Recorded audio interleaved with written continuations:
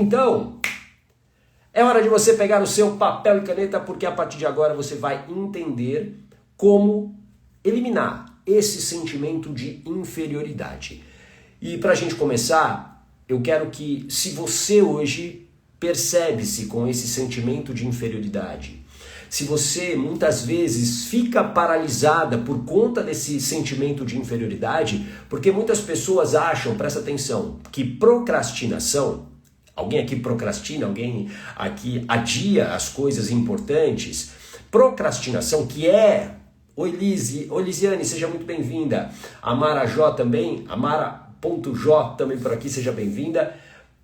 Muitas pessoas que vivem a procrastinação, elas são taxadas de preguiçosas, elas são taxadas de pessoas que não querem nada com nada na vida, elas são taxadas de indecisas, elas são taxadas de muitas coisas, e isso, claro, se torna um peso. Só que muito da procrastinação das pessoas tem a ver exatamente com o quê? Com esse sentimento de inferioridade. É a causa. A causa de uma procrastinação pode ser esse sentimento de inferioridade. Por exemplo, vamos imaginar que eu decida vender cafés. Eu acho que eu poderia vender cafés, que eu faço um café muito bom, aliás, viu? Mas vamos imaginar que eu decida vender cafés. E vamos dizer que o sentimento de inferioridade, ele tome conta de mim. Então eu faço o meu café, eu abro a minha loja, tá aqui, ó, tá pronto, né? Investi dinheiro para abrir minha loja, trouxe os melhores cafés do mundo, mas aí eu vejo que na esquina tem uma cafeteria que tá lá há 20 anos, tem uma outra cafeteria que parece que tá mais bonita do que a minha cafeteria, e aí com isso eu me sinto inferior. E aí sabe o que acontece? Eu acabo não entrando nesse negócio com toda a potência. Eu vou me esconder, eu vou achar que as pessoas vão me rejeitar. Esse sentimento de inferioridade, ele faz com que eu procrastine, faz com que eu desista talvez até do meu sonho. Então esse sentimento de inferioridade muitas vezes é a causa da sua procrastinação. Alguém se identifica com isso? Escreve eu aqui se você se identifica com isso. Deixa eu dar um bom dia para a Elisângela Ribeiro, integrante da Comunidade Coragem. Bom dia. A Nena também por aqui. Silvia Cainelli também, a Madalena, bom dia. A gente está falando de sentimento de inferioridade. Alguém se identifica com isso que eu acabei de falar? A tua procrastinação talvez ela esteja atrelada a um sentimento de inferioridade. Você se sente inferior. Agora, presta muita atenção. Você, teoricamente, não nasceu com esse sentimento de inferioridade. Teoricamente, você não nasceu. Porque se você olhar para um bebê, e eu sempre gosto de falar isso, quando você olha para um bebê, ele, sei lá, dentro de um contexto com outros bebês, aquele bebê, teoricamente, ele se sente inferior a outro? Não. Ele está ali, ele está brincando, ele está sendo um bebê, simples assim. Só que esse sentimento de inferioridade é uma construção social e emocional que o indivíduo faz ao longo da vida. Escreve isso aqui, construção social e emocional, para você não esquecer. Tudo bem? Faz sentido? Aliciane, e quando você só dá um tempo para avaliar melhor, como aqui no Sul, com os acontecimentos, avaliar mais o mercado? Olha, Lisiane, eu acho que assim, em relação ao que aconteceu, né, no Rio Grande do Sul, claro que depois, né, de uma tragédia, você deve ter tido perdas, claro que você vai avaliar melhor, né, as situações, né, você não vai se arriscar, dependendo principalmente do teu contexto. Só que você tem que tomar cuidado para que isso não se torne uma desculpa. Essa zona confortável, muitas vezes, que a gente fica, ela se torna a nossa desculpa. Porque, na verdade, existe por trás disso esse sentimento de inferioridade. Então, claro que aconteceu uma tragédia, você não vai, sei lá, abrir um negócio no dia seguinte. Agora, coloca um prazo, até para você entender. Nesse prazo, estude, como você disse muito bem, avaliar o mercado. Vai entendendo, mas você tem que ter um plano. Você precisa ter um plano, porque senão o que acontece? Você acaba se amparando em algo que na verdade está escondendo o quê? Escondendo esse sentimento de inferioridade. Tudo bem? Você não nasceu, teoricamente, com esse sentimento de inferioridade. Isso é uma construção social e emocional ao longo da sua vida. E como é que essa construção é feita? A partir de todas as experiências que você viveu e muitas vezes desde a gestação. Quando você, por exemplo, estava na barriga da mãe, presta muita atenção agora. Você estava absorvendo todas as emoções daquela mãe. Por isso que uma pergunta fundamental que eu faço quando eu converso numa sessão de avaliação, aliás, como eu disse aqui no início, últimos dias para você ganhar essa sessão gratuita, uma pergunta que é primordial e que me mostra muito sobre quem é essa pessoa e eu vou fazer para você, e aí você responde aqui para mim. O que você sabe da sua gestação, quando você estava na barriga da mãe? Essa gestação, ela foi desejada, esperada, ou ela foi inesperada? Olha bem, escuta bem a minha pergunta. Como é que foi a sua gestação quando você estava lá na barriga da mãe? A sua mãe e o seu pai estavam esperando você, planejando você, ou, puxa, aconteceu. Essa é uma gestação inesperada. Uma gestação inesperada não significa, nem sempre ela significa uma gestação rejeitada, tudo bem? Inesperada. Eu estou namorando com uma pessoa, tive uma relação e engravidei. É uma gestação inesperada. Tudo bem? Faz sentido isso para você? Então entenda. Aqui, a Lisiane, foi muito esperado, meu pai gritou no hospital de felicidade. Ok. Mas será que ele gritou de felicidade quando ele soube da notícia? Isso é importante. Isso é importante, porque num primeiro momento, e é normal que isso aconteça, eu falo isso para que as pessoas entendam que às vezes você viveu essa situação, isso é normal. No momento que você recebe aquela notícia, o casal não está preparado emocionalmente para aquela notícia. A Neide, a minha foi inesperada. Pois é, e inesperada não significa rejeitada, ok? Mas também pode significar. Uma gestação inesperada, ela pode se tornar uma gestação rejeitada. O que importa é que essa resposta, ela já mostra muito sobre esse sentimento de inferioridade. Tudo bem? De inferioridade. A Lisiane está trazendo ótimos elementos aqui, Lisiane. Tô adorando aqui a sua interação. Sim, meu pai queria formar um time de futebol. Aí eu vou te fazer uma pergunta provocativa, tá bom? Vou te fazer uma pergunta provocativa. Um time de futebol feminino, masculino ou misto? Por que eu estou fazendo essa pergunta para a Lisiane? Olha só, presta muita atenção. Dentro de uma sociedade que nós temos hoje, que nós vivemos, não só hoje, né, que nós vivemos há muito tempo, muitos pais, e eu já fui esse pai, eu já fui esse homem, eu desejava muito ter um menino, eu desejava muito ter um filho homem, por conta de um machismo que eu aprendi, né, dentro de uma sociedade patriarcal. O meu sonho lá atrás era ter um filho menino para jogar futebol com ele, para levar ele para o estádio de futebol, para, enfim, viver a vida da masculinidade que eu sempre fui inserido. Esse era o meu sonho. E a vida me deu os dois maiores presentes da minha vida, que são duas meninas, a Lorena e a Joana. E se tornar pai de menina mudou a minha vida completamente.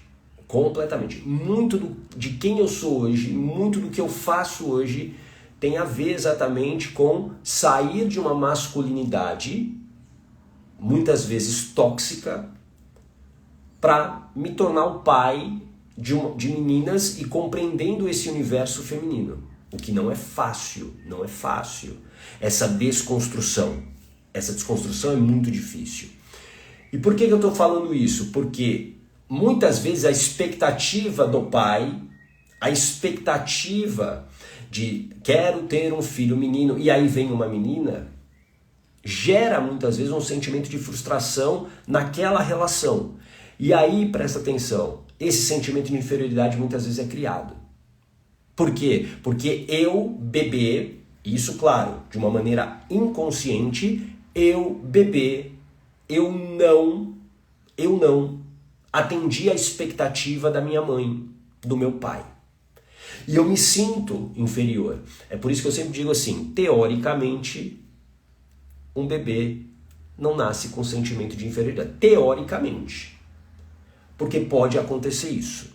Tudo bem? Faz sentido isso para você? Então compreenda a importância de você entender essa resposta sobre a sua gestação. Tudo bem? Deixa eu dar um bom dia para Andréa Galvão. Fala, Andréa. Andréa já participou da blindagem emocional, que legal.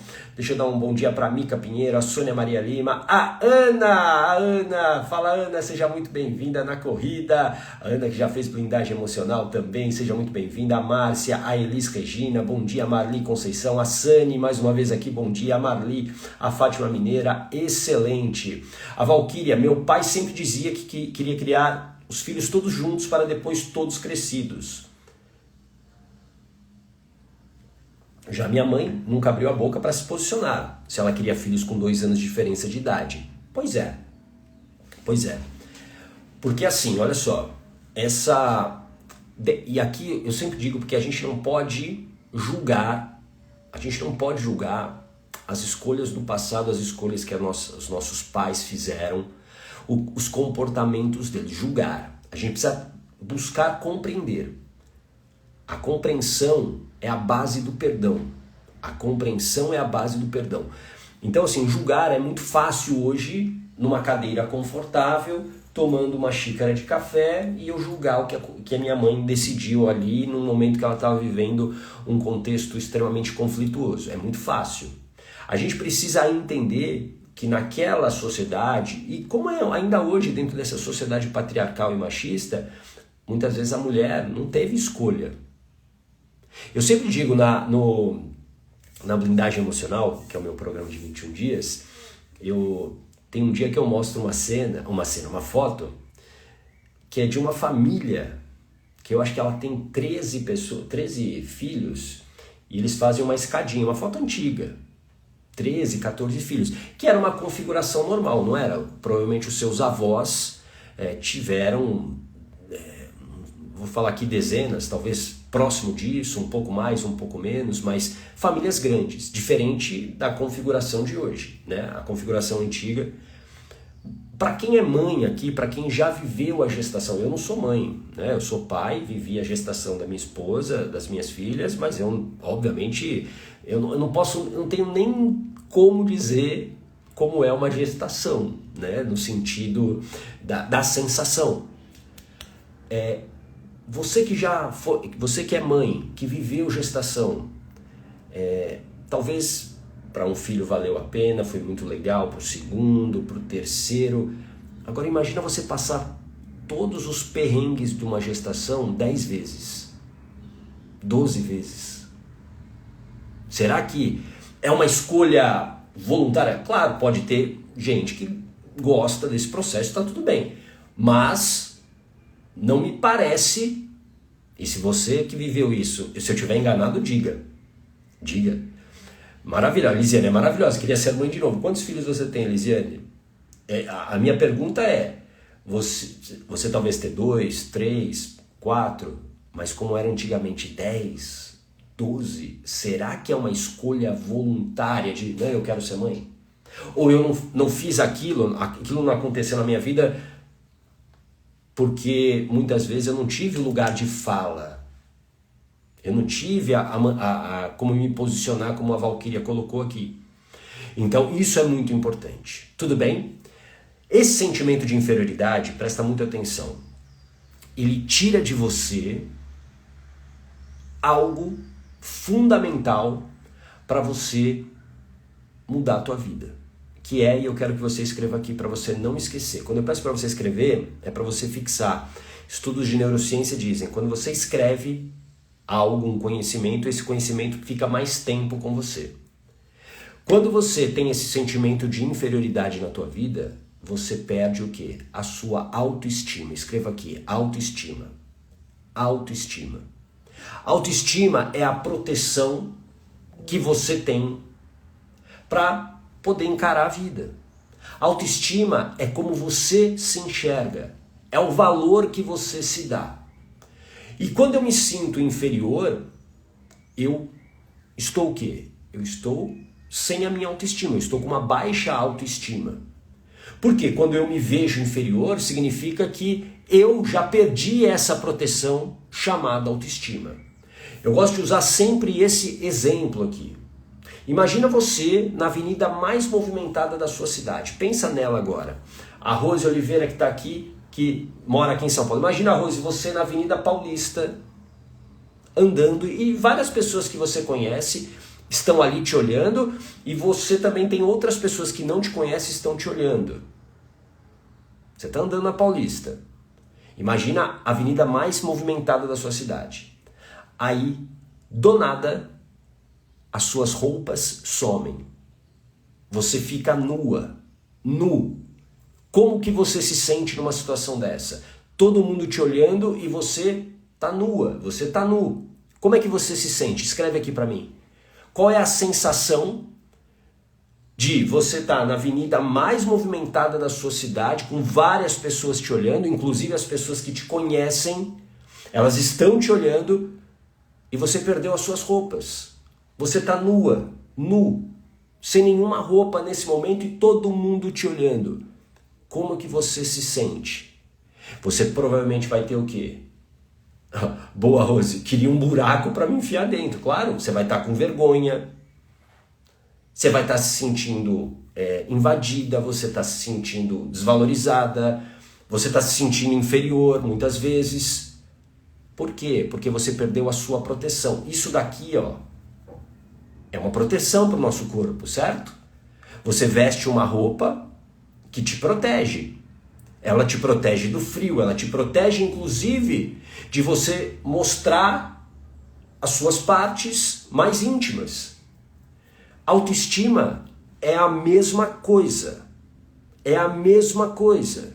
Autoestima é essa proteção para que você possa agir no mundo, para que você possa fazer o que tem que ser feito. Autoestima é a maneira como você se enxerga. É o valor que você se dá. E aqui eu vou te fazer uma pergunta eu quero que você seja muito honesta com você. Qual é o valor real que você se dá? Mas essa pergunta, ela precisa ser honesta, sabe por quê? Porque você precisa refletir sobre as palavras que você diz para você, por exemplo, nos momentos mais difíceis. Naquele momento que dá tudo errado. Porque é aí que você testa a sua autoestima. A autoestima quando você está bem, feliz, está tudo bem, maravilha, mas autoestima você precisa dela quando?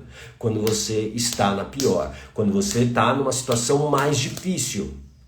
Quando você está num perrengue. É aí que você precisa da autoestima.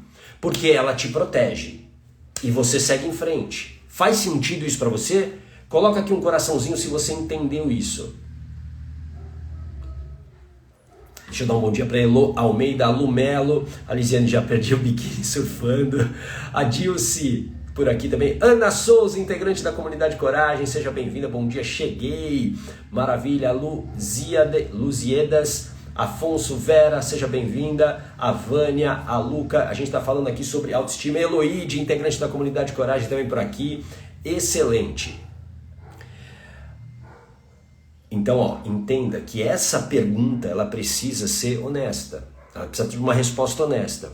Qual é o valor que você se dá nos piores momentos?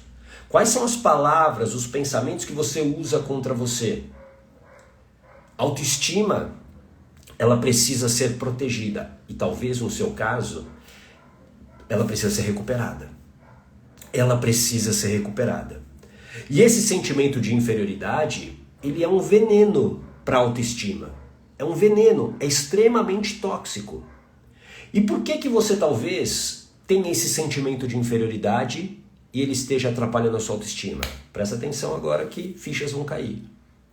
Porque você está vivendo em relações tóxicas. São as relações tóxicas que fazem com que esse sentimento de inferioridade fique vivo em você.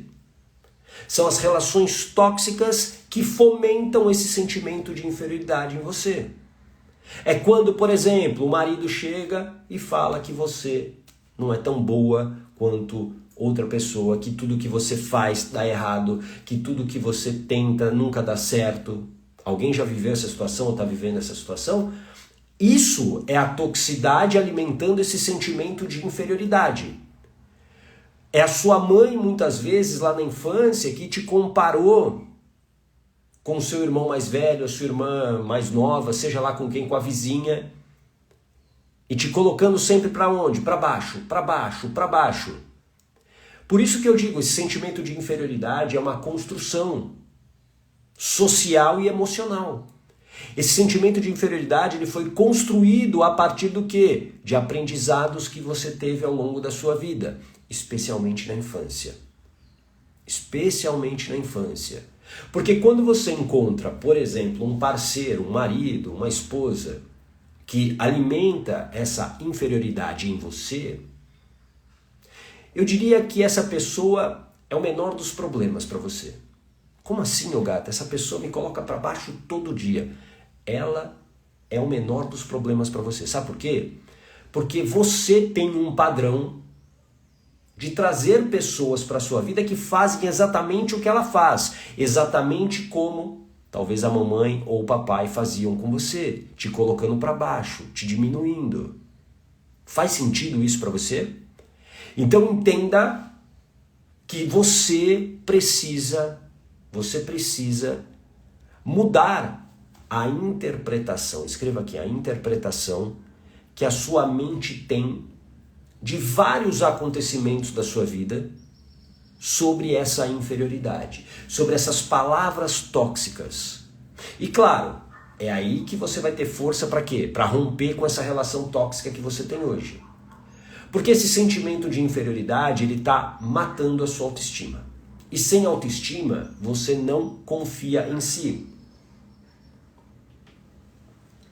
A Sani, sim, não recebi validação do meu pai. Nunca estava bom o bastante. Levei anos para ressignificar.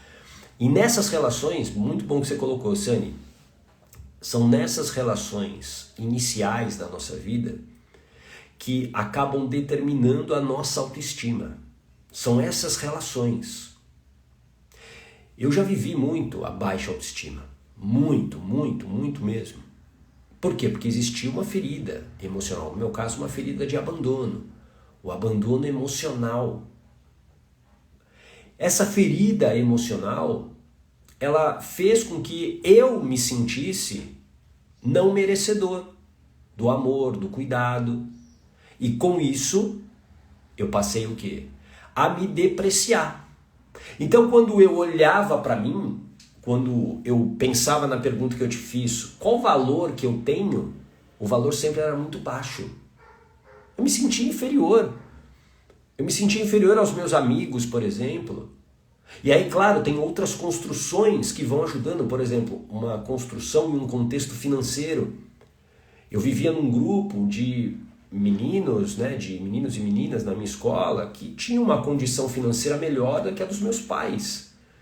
E isso, claro, proporcionava o quê? Para eles, proporcionavam coisas muito legais que eles viveram, viagens internacionais que eu não tive, tênis da moda, roupa de marca, coisas que eu não tinha.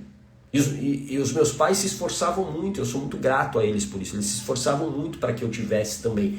Mas eu tinha sempre, digamos, com um certo atraso, né? Um certo atraso por conta das condições dos meus pais. Hoje eu compreendo, mas a criança que eu fui, e eu tenho que entender que a criança que eu fui não tinha a consciência crítica que eu tenho hoje para compreender isso. A criança que eu fui, ela se sentiu inferior. Aí sabe o que aconteceu? Presta atenção, que talvez essa seja a sua história. Talvez isso aconteça ou já aconteceu com você. Bom dia, Fran. Bom dia, Tuca. Aragão 7033. Bom dia. Boa, Lisiane. Palavra-chave, ressignificar. Excelente. A Valquíria, hoje eu sei que quando as pessoas falam isso, fala mal delas, mais delas do que de mim. Sim, perfeito. A Elô, somos 4 filhas mulheres e depois de 10 anos nasceu meu irmão. Minha mãe me apresentava para as visitas como a ciumenta da casa. Ela nem falava meu nome. Olha só, esses rótulos que acontecem deixam marcas. E a gente se torna muitas vezes esses rótulos. Não porque a gente é a tradução literal dessa palavra. É porque a gente acreditou nisso. A gente acreditou nisso. Tudo bem?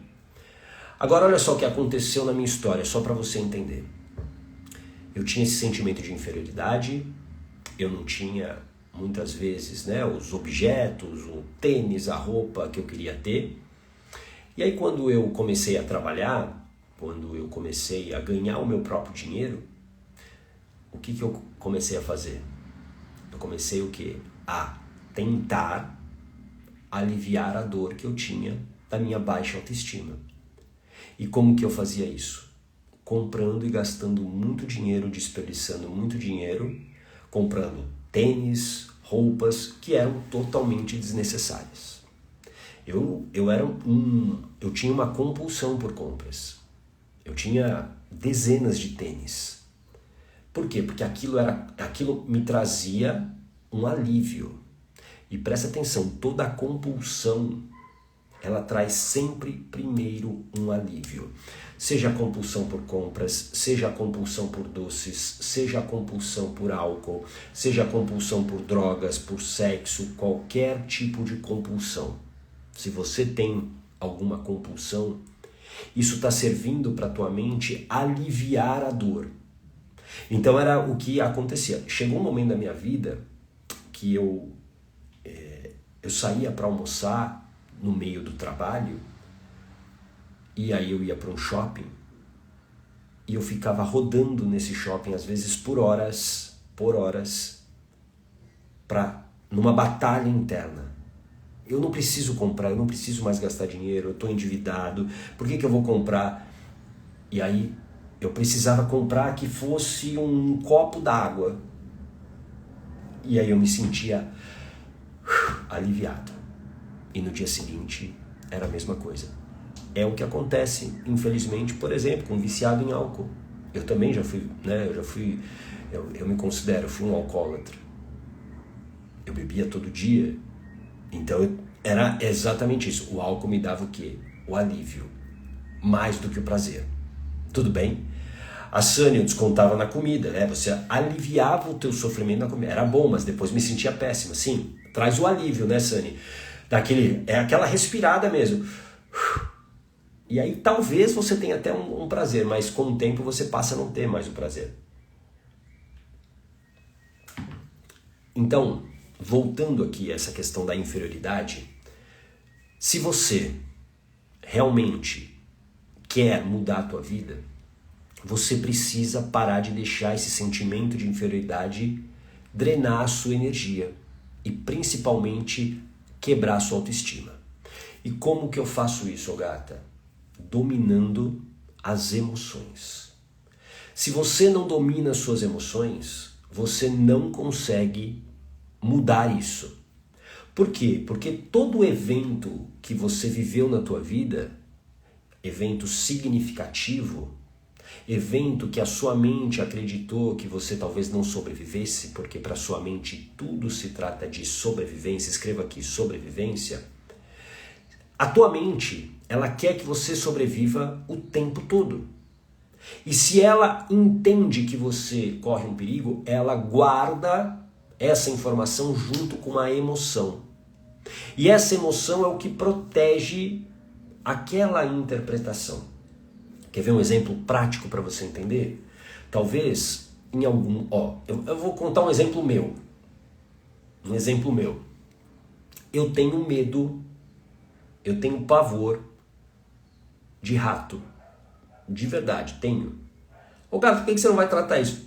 Não quero tratar nesse momento. Não muda a minha vida nesse momento. Mas, se por exemplo, um rato aparecer aqui no meu escritório nesse momento, vocês verão talvez algumas cenas desesperadoras e cômicas talvez, ok?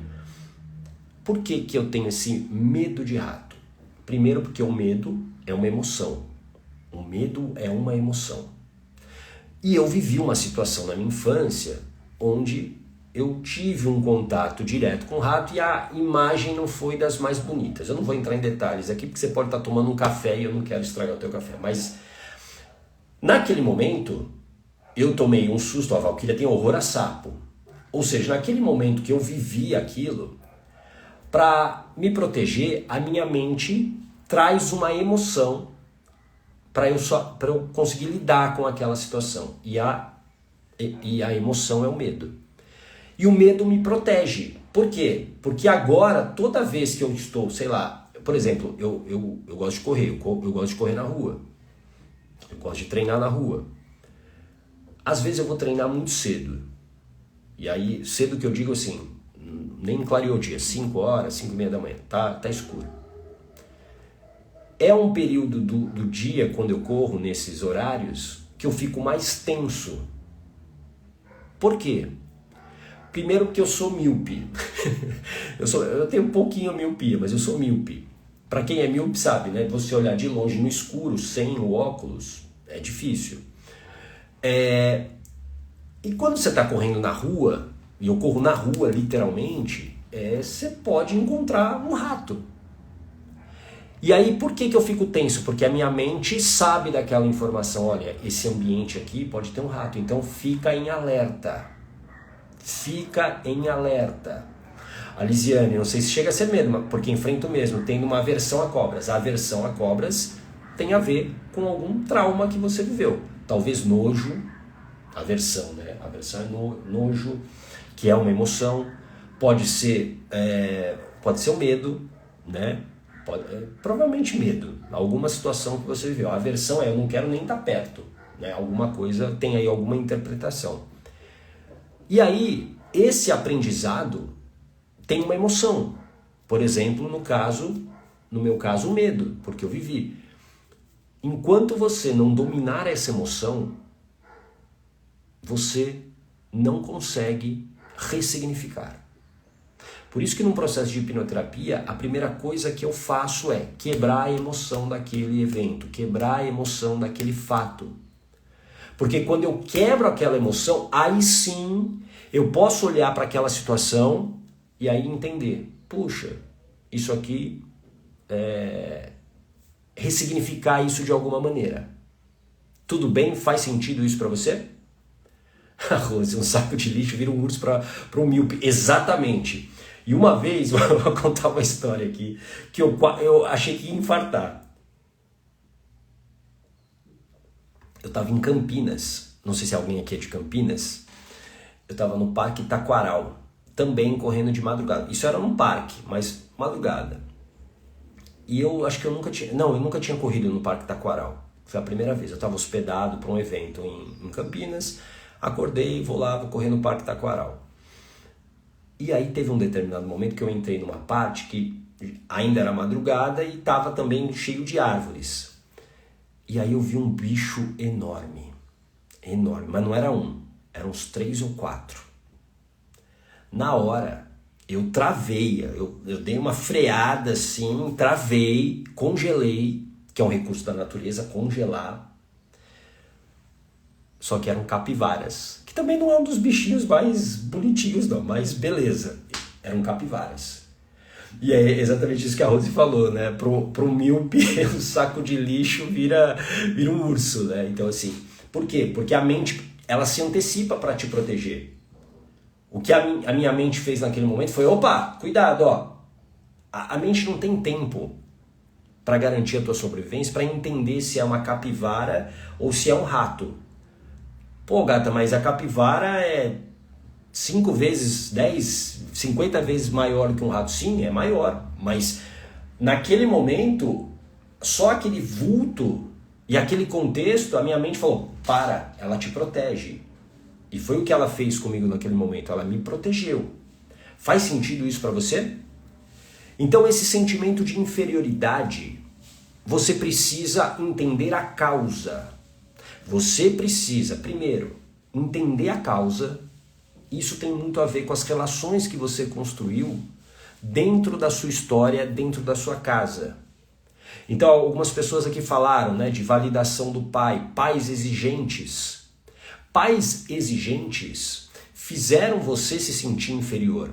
E isso cria muitas vezes duas feridas emocionais aqui. Acho que foi a Sani que escreveu isso, né, Sani? Acho que foi você. Existem duas feridas emocionais possíveis a partir dessa exigência. Ferida da humilhação. Então, às vezes, você faz alguma coisa errada, você fez alguma coisa errada na infância e o pai ou a mãe, né, explode, fala, você faz tudo errado, você é burra, você é isso, você é aquilo, de uma maneira muito calorosa, negativa, ou até com violência. Então você faz algo, você apanha, você faz algo e toma um tapa, você faz algo errado, que eles julgam errado, você é punida, então ferida da humilhação. E a outra é a ferida da injustiça. A ferida da injustiça. A ferida da injustiça é uma ferida também muito comum. Por quê? Porque essa exigência muitas vezes foi injusta com você. E ela te machucou a ponto de você se tornar uma pessoa, presta atenção, que você talvez sempre imaginou que isso fosse uma qualidade. Ela pode ser uma qualidade, mas na maioria das vezes ela é um problema, que é o perfeccionismo. Alguém aqui é uma pessoa perfeccionista? Que, eu só vou fazer as coisas se eu fizer tudo. Se eu fizer tudo direitinho, eu tenho que fazer tudo certo. Por quê? Porque você tem medo de sofrer aquela injustiça de novo. Pessoas perfeccionistas procrastinam. Por quê? Porque elas acham que que nada que elas fazem é bom o suficiente. E aí, com isso, elas deixam a vida passar, a vida paralisa. Como é que se acaba com a procrastinação? Curando essa ferida da injustiça. Ou curando essa ferida da humilhação. Sânia, eu tenho abandono, injustiça e humilhação. Exposição era normal. Pois é. Essas feridas, elas estão travando a sua vida.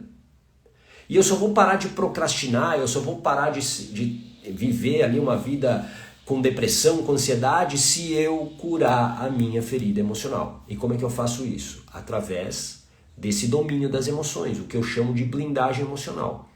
Eu preciso quebrar essa emoção e blindar essa emoção para quê? Para que eu possa ter uma nova interpretação. E com uma nova interpretação, a minha crença passa a ser diferente. Crença é aquilo que eu acredito. E aí, com a crença diferente, eu tenho um comportamento diferente. Tudo bem? Faz sentido? A Lisiane, meu ex, chamava meu filho assim de burro, e ele é inteligente. Um dia percebi numa resposta que ele deu ao professor, que convidou ele para as Olimpíadas de Matemática. Então conversamos muito. Pois essas palavras que a gente escutou na infância e que o teu filho escuta ou escutou do pai, elas têm um impacto brutal na nossa construção social e emocional. Brutal, brutal, brutal, brutal.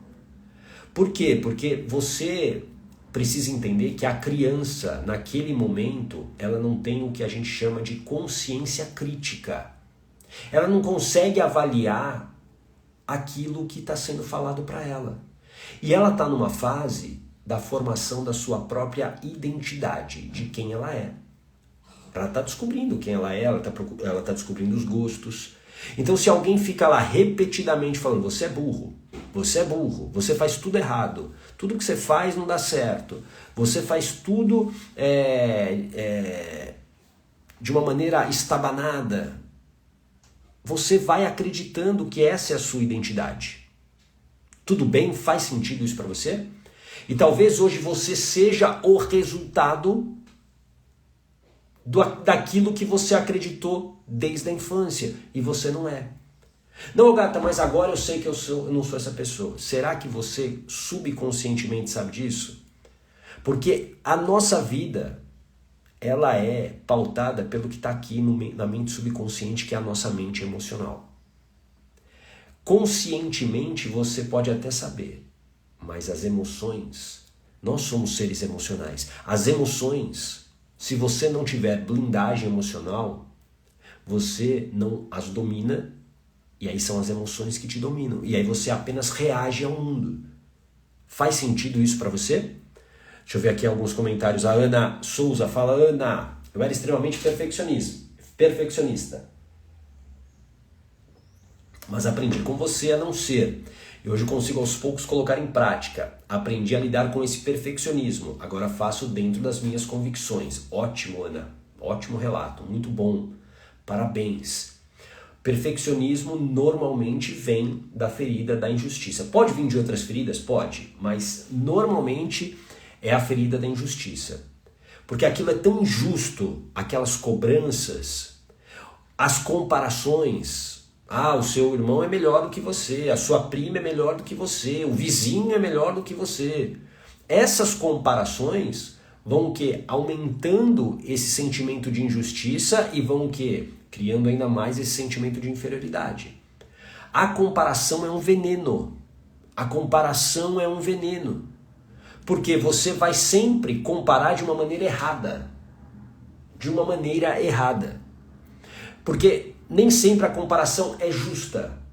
Existe, presta atenção, a comparação que você deve fazer sobre você, sobre quem você foi ontem. Essa comparação ela é positiva.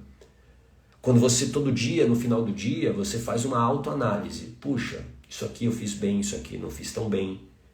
E aí eu comparo para melhorar. A comparação com você mesma é super positiva. Agora, quando eu comparo, por exemplo, se eu comparar a minha vida com a vida, por exemplo, da Tuca que está aqui, é uma comparação que não faz nenhum sentido. Por quê? Porque nós temos contextos diferentes e normalmente eu vou comparar a minha vida com a vida da Tuca a partir do quê? Do meu bastidor. Daquilo que você não está vendo. Por exemplo, você está me vendo aqui, você está me vendo, vou colocar aqui no palco, certo? Eu estou aqui no palco. Mas você não está vendo o meu bastidor. O meu bastidor é isso aqui, ó. Vou mostrar para você o meu bastidor, ó. Esse aqui é o meu bastidor, ó. Esse aqui é o meu bastidor, ó. Você não estava vendo isso, você estava vendo isso? Esse aqui é o meu escritório, você estava vendo isso? Você não estava vendo isso, você estava vendo apenas o quê? Esse palco aqui. Então essa comparação, ela é totalmente descabida. Porque eu comparo o bastidor que eu estou vendo da Tuca com... desculpa, eu estou comparando o palco que eu estou vendo da Tuca com o meu bastidor. É como se eu comparasse banana com morango. Ah, mas são frutas. Mas são frutas diferentes, faz sentido? Cores diferentes, gostos diferentes, tamanhos diferentes. É uma comparação que não faz sentido. Nenhum sentido. Tudo bem? Faz sentido? Faz sentido. Falei muito sentido aqui, mas entendeu isso? A comparação aumenta o seu sentimento de inferioridade. E o que você pode começar a fazer hoje na tua vida para você diminuir esse sentimento de inferioridade? Bom dia, Dai! Seja bem-vinda, Daiane! A Daiane tive o prazer de conversar semana passada numa sessão de avaliação. Aliás, para você, últimos dias da sessão de avaliação gratuita. Depois não vai ter mais, hein? Então digita trauma aqui e você vai receber um link no seu direct. Você precisa compreender fundamentalmente que essa comparação ela é injusta com você. E aqui eu vou te dar uma grande dica para você se melhorar hoje, agora. Eu não sei quantas pessoas, por exemplo, você segue no Instagram. Eu não sei. Mas algo mudou a minha vida. Lá atrás, eu seguia, sei lá, umas 2.000 pessoas. De todas as áreas. Desde amigos, famosos e afins. Quando eu fiz essa limpa no meu Instagram, hoje, por exemplo, eu acho que eu sigo umas 70 pessoas, bem menor do que eu seguia. Isso deu um alívio. Por quê? Porque quando você está, por exemplo, aqui na rede social e você está sendo impactado pelo que está aparecendo ali, é inevitável que muitas vezes você olhe o teu bastidor, você perceba aquilo que você está vivendo e sofrendo e você olha só o palco do outro. Aí você vê a pessoa, aquele amigo, aquela amiga que está lá, sei lá, em Ibiza, está em Dubai e você está num dia infernal. Alguém já viveu isso? Putz, aí você fala, nossa, essa pessoa tem a vida que eu queria ter. Só que você não sabe qual é o bastidor dela também. Só que, independentemente disso, você se sente a pior pessoa do mundo. E isso quebra a tua autoestima ainda mais. É a tua roupa saindo no meio da Avenida Paulista. E aí quando a sua roupa sai da avenida, ela desaparece e você fica nu na Avenida Paulista ou na avenida mais movimentada da sua cidade, você se envergonha. A Rose escreveu isso, né? Vontade de colocar a cabeça no buraco. Não é o que acontece quando você está com a baixa autoestima? Você não quer sair da onde? Da cama. Você não quer sair, né, muitas vezes, para enfrentar o mundo. E é por isso que você precisa hoje diminuir os efeitos da comparação. Você precisa, e isso só depende de você. Só você pode fazer isso. E essa é uma dica que eu te dou. Para de seguir tanta gente. Para de seguir tanta gente. Porque isso só vai te machucar. Talvez, daqui a um tempo, você dominando as suas emoções, você com blindagem emocional, você pode voltar a seguir talvez mais algumas pessoas, mas nesse momento, você precisa se proteger para você se reerguer. Tudo bem? Faz sentido isso para você? Então entendeu por que você se sente muitas vezes tão inferior? Porque existe um aprendizado. E isso que você precisa ressignificar. A gestação, é importante você entender como que você foi gerada. Foi uma gestação desejada, indesejada. Isso já mostra um caminho que vai mostrar, que vai oferecer para você a oportunidade de uma avaliação do porquê que a sua autoestima está tão baixa. Porque é uma construção social e emocional. Tudo bem? A Valquíria, só seguir quem tem conteúdo para meu autoconhecimento. Ótimo, perfeito. A de verdade, parei, a cabeça não acompanha também. Não acompanha nessas comparações. A Valquíria, sempre fui muito comparado com meu irmão, pela minha mãe.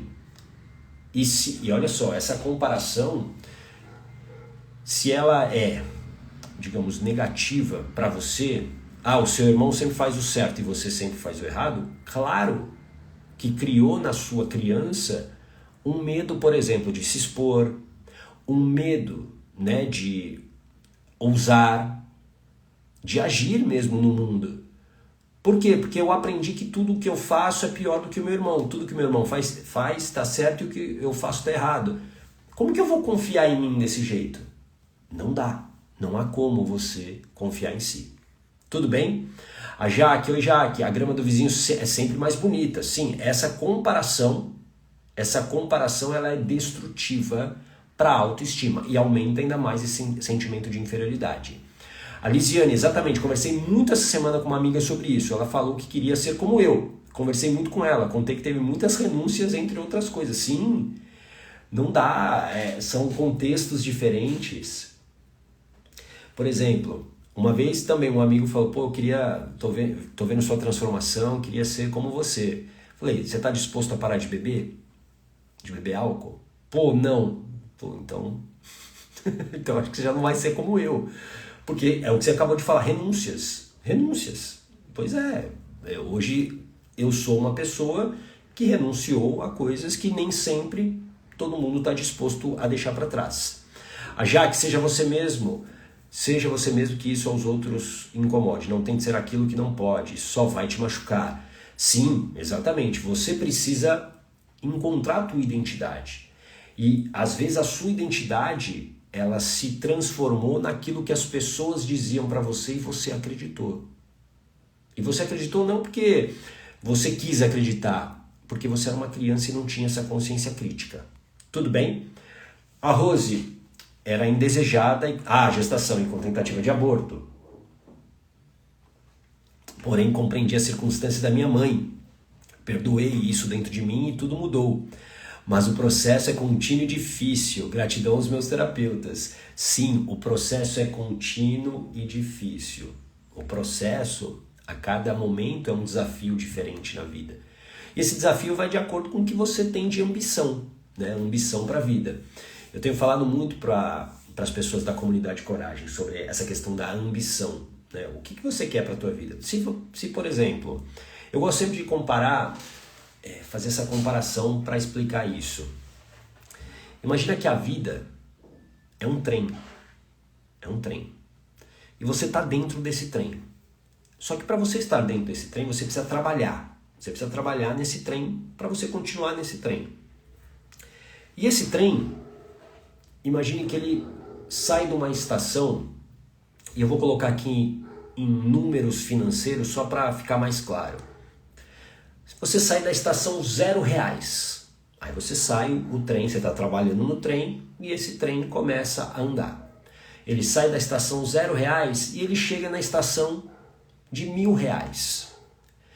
E junto com você tem outras pessoas também trabalhando. E aí você olha para a estação de R$1.000, aí você fala, não, eu quero continuar aqui. Mas vai ter uma galera que vai sair, não vai? Vai falar, não, vou descer aqui na estação de R$1.000, que para mim tá ótimo, hein? Uma turma sai e desce na estação de R$1.000. As portas do trem se fecham e ele segue em frente, você segue lá trabalhando. Agora chega a estação de R$5.000. Aí você olha e aí você vai tomar uma decisão. Talvez a estação de R$5.000 esteja bom para você. Ou não. E aí você vai seguir. Ou seja, vai muito da ambição. E aí às vezes eu chegar, agora eu quero ir para a estação de R$50.000, eu vou precisar me transformar numa pessoa preparada para viver isso. Porque existem conhecimentos que você não tem para ir para a estação de R$50.000. A estação de R$50.000 tem um contexto e a estação de R$1.000 tem outro. Os conhecimentos que você talvez tenha hoje para viver na estação de R$1.000 não serão suficientes para você se manter ou chegar na estação de R$50.000. Tudo bem? Valquíria, quando você fala em blindagem sobre filtrar o que é meu e o que é do outro, é um pouco disso, mas a blindagem que eu falo, Valquíria, é uma blindagem emocional. É você dominar as emoções que surgem muitas vezes e que acabam nos atrapalhando. Por exemplo, acontece um fato hoje no meu dia. Vamos imaginar que você... imagina que eu saio da minha casa e eu estou pronto, sei lá, para ir para uma palestra, e aí o que acontece? Eu estou lá esperando o Uber, e aí vem um passarinho e faz um cocô na minha camisa. Aquilo pode destruir o meu dia se eu não tiver blindagem emocional. Aquilo pode acabar com o meu dia. Eu posso ficar num sofrimento, tudo que azar, tudo acontece comigo, ó vida, ó céus, ó azar. Ou eu posso reagir de uma outra maneira. Beleza, o que eu preciso fazer? Dá tempo de eu subir e pegar uma outra camisa? Dá tempo de eu ligar para o Uber e pedir para ele esperar 5 minutos aqui enquanto eu troco a camisa? São coisas que esse domínio das emoções faz com que você tenha decisões e escolhas melhores. Tudo bem, Valquíria? Ficou claro? A Gessilda, minha mãe sempre me comparou com minha irmã e hoje ao me posicionar sou incômoda para elas. Pois é, por quê? Porque provavelmente, Gessilda, existiu aí sempre o quê? Uma relação conflituosa entre você e sua mãe. A sua mãe te comparando e provavelmente, entre aspas, protegendo mais a sua irmã, gerou, a consequência de um conflito que existe aí. Provavelmente tem a ver com a gestação. Tudo bem? A Lisiane, estar de bem e feliz com as renúncias faz muita diferença também. Exato, exatamente. Excelente. Olha, foi ótima a interação de vocês, esse bate-papo aqui. Amanhã a gente volta às 8 horas em ponto para mais um Mentalidade Ogata, mais um assunto importante na sua construção, na construção aí da tua blindagem emocional. Tá bom? Grande abraço. Tchau.